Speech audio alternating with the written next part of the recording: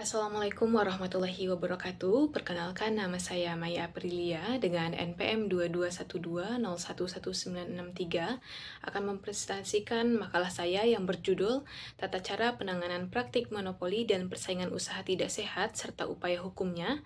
Studi putusan KPPU perkara nomor 2 garing KPPU strip M garing 2025 tentang keterlambatan pemberitahuan pengambil alihan saham PT Tokopedia oleh TikTok Nusantara. Baik, untuk pembahasan pertama yaitu terkait latar belakang. Seperti yang kita ketahui bahwasanya perkembangan ekonomi digital di Indonesia itu telah mendorong peningkatan aktivitas bisnis, termasuk melalui penggabungan dan pengambil alihan perusahaan sebagai strategi ekspansi.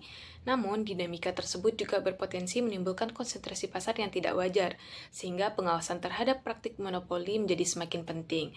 Untuk menjamin terciptanya persaingan usaha yang sehat, Undang-Undang Nomor 5 Tahun 1999 mewajibkan pelaku usaha untuk melakukan pemberitahuan atau notifikasi kepada KPPU atas setiap tindakan penggabungan atau pengambil alihan saham yang berpotensi memengaruhi struktur pasar. Ketentuan tersebut menjadi mekanisme pengawasan preventif yang bertujuan untuk menjaga keseimbangan antar efisiensi bisnis dan keadilan pasar. Nah, salah satu kasus penting terkait kewajiban notifikasi adalah putusan KPPU nomor 2 garing KPPU strip M garing 2025 yang melibatkan TikTok Nusantara dalam pengambil alihan saham PT Tokopedia.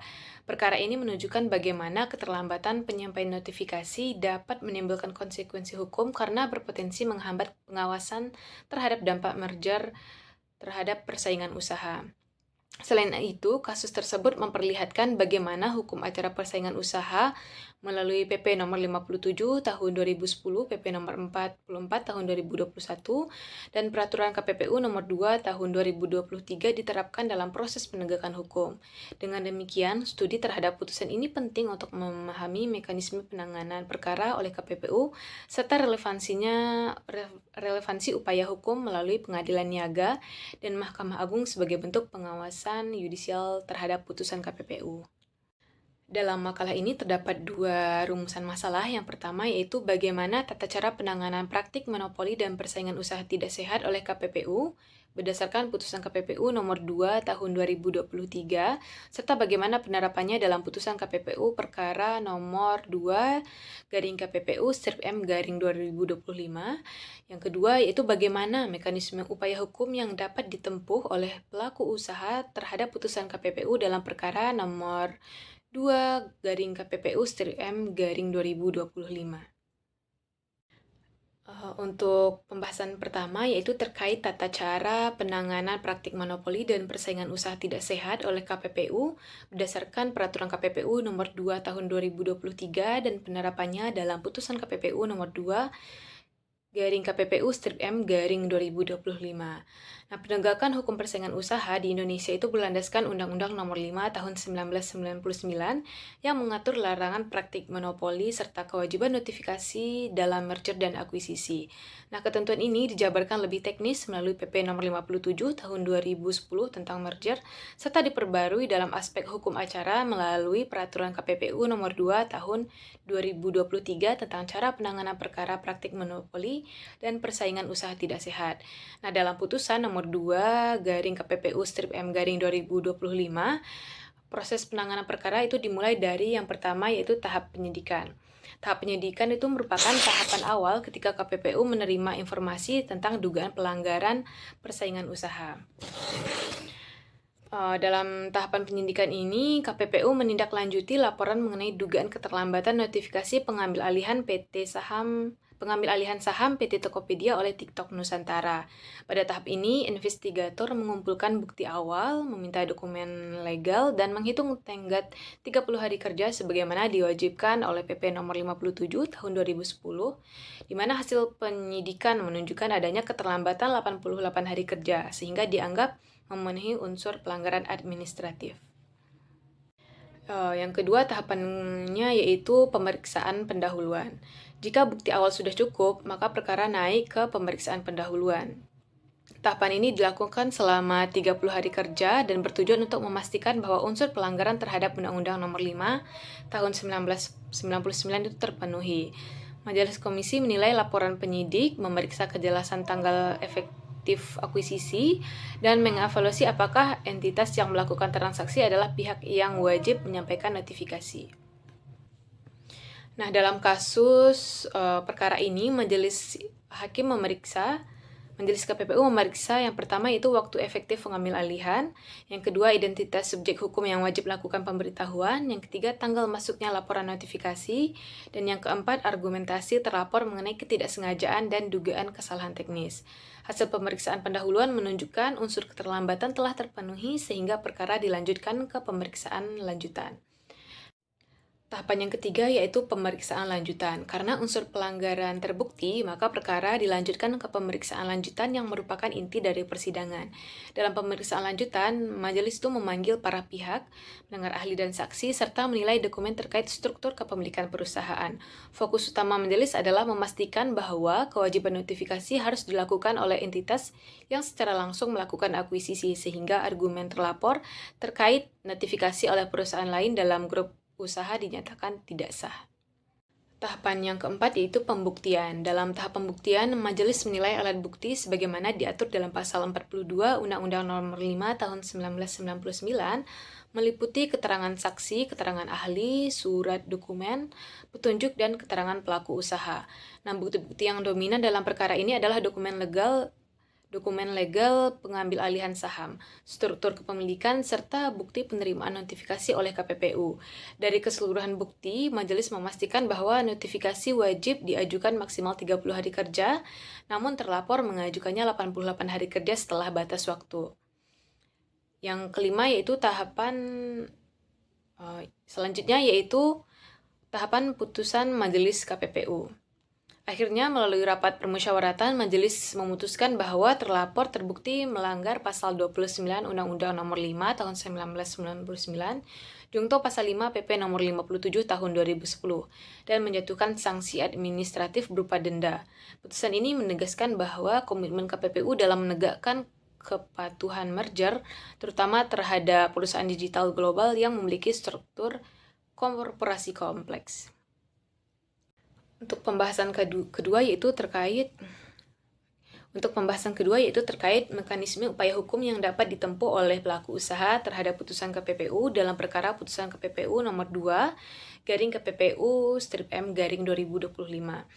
Putusan KPPU itu termasuk dalam perkara keterlambatan notifikasi merger sebagaimana terjadi pada perkara nomor 2/KPPU/M/2025. Pada prinsipnya bukan merupakan keputusan yang bersifat final dan mengikat secara absolut.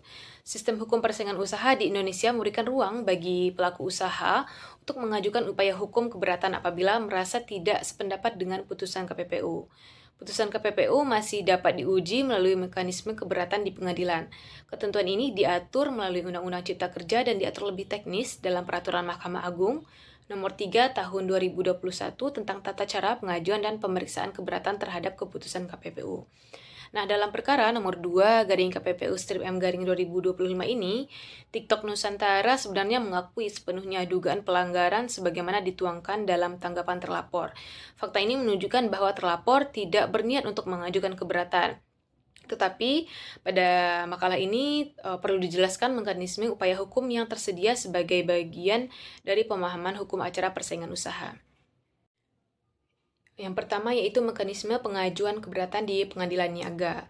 Pengajuan keberatan diawali dengan kewajiban pelaku usaha untuk menyampaikan permohonan dalam waktu 14 hari kerja sejak menerima salinan putusan KPPU. Permohonan harus disertai dokumen pendukung seperti putusan KPPU, alasan keberatan, bukti administratif, dan bukti pembayaran perkara. Pengadilan niaga kemudian memeriksa aspek formil dan material, termasuk apakah KPPU telah menerapkan hukum secara benar, menilai bukti secara tepat, serta menjalankan prosedur sesuai Peraturan KPPU Nomor 2 Tahun 2023. Selama proses pemeriksaan, pengadilan dapat memanggil para pihak untuk memberikan klarifikasi tambahan. Putusan dapat berupa menguatkan putusan KPPU, mengubah besaran sanksi, atau membatalkan putusan apabila ditemukan kekeliruan yang signifikan. Yang kedua yaitu terkait upaya hukum kasasi ke Mahkamah Agung. Apabila pelaku usaha tidak puas dengan putusan pengadilan niaga, Maka berdasarkan Perma nomor 3 tahun 2021 itu memungkinkan diajukannya kasasi dalam waktu 14 hari setelah putusan diucapkan. Pemeriksaan kasasi terbatas pada kesalahan penerapan hukum, bukan pemeriksaan fakta. Nah, dalam konteks putusan nomor 2 garing KPPU M garing 2025 ini, meskipun terlapor mengakui pelanggaran dan tidak mengajukan keberatan, maka mekanisme upaya hukum tetap relevan sebagai instrumen kontrol untuk memastikan keputusan KPPU memenuhi standar hukum acara yang benar. Proses keberatan dan kasasi menjadi penting dalam menjaga keseimbangan antara efektivitas penegakan hukum oleh KPPU dan perlindungan hak pelaku usaha, khususnya dalam perkara merger dan akuisisi yang melibatkan perusahaan teknologi global. Yang terakhir yaitu kesimpulan. Berdasarkan hasil kajian terhadap tata cara penanganan praktik monopoli dan persaingan usaha tidak sehat serta mekanisme upaya hukum dalam kaitannya dengan putusan KPPU perkara nomor 2 garing KPPU M garing 2025 dapat ditarik kesimpulan sebagai berikut. Yang pertama, tata cara penanganan perkara keterlambatan notifikasi oleh KPPU telah berjalan sesuai ketentuan hukum acara persaingan usaha, khususnya sebagaimana diatur dalam Peraturan KPPU Nomor 2 Tahun 2023. Dalam perkara ini, KPPU memproses laporan, melakukan klarifikasi, menetapkan mekanisme pemeriksaan cepat, dan memutus bahwa TikTok Nusantara terbukti melanggar pasal 29 Undang-Undang Nomor 5 Tahun 1999 Jungto Pasal 5 PP Nomor 57 Tahun 2010 karena terlambat 88 hari kerja dalam melakukan pemberitahuan pengambil alihan saham PT Tokopedia. Yang kedua, mekanisme upaya hukum terhadap putusan KPPU telah diatur secara komprehensif melalui Perma nomor 3 tahun 2021 yang menyediakan dua jalur utama, yaitu keberatan di Pengadilan Niaga dan kasasi ke Mahkamah Agung. Upaya hukum keberatan berfungsi sebagai mekanisme kontrol yudisial terhadap putusan KPPU, dengan ruang lingkup pemeriksaan yang mencakup aspek formil dan material, serta pertimbangan terhadap ketepatan penerapan hukum oleh KPPU. Selanjutnya, kasasi di Mahkamah Agung menjadi koreksi terakhir terkait kesalahan penerapan hukum oleh Pengadilan Niaga, meskipun dalam perkara ini terlapor mengakui pelanggaran dan tidak mengajukan keberatan. Dengan demikian, kajian ini menunjukkan bahwa penegakan hukum persaingan usaha di Indonesia telah dibangun di atas sistem yang terintegrasi antara kewenangan administratif KPPU. Dengan demikian, kajian ini menunjukkan Demikianlah presentasi makalah yang dapat saya sampaikan. Saya mohon maaf jika ada kesalahan. Saya sudahi dengan wabillahi taufik walhidayah. Wassalamualaikum warahmatullahi wabarakatuh.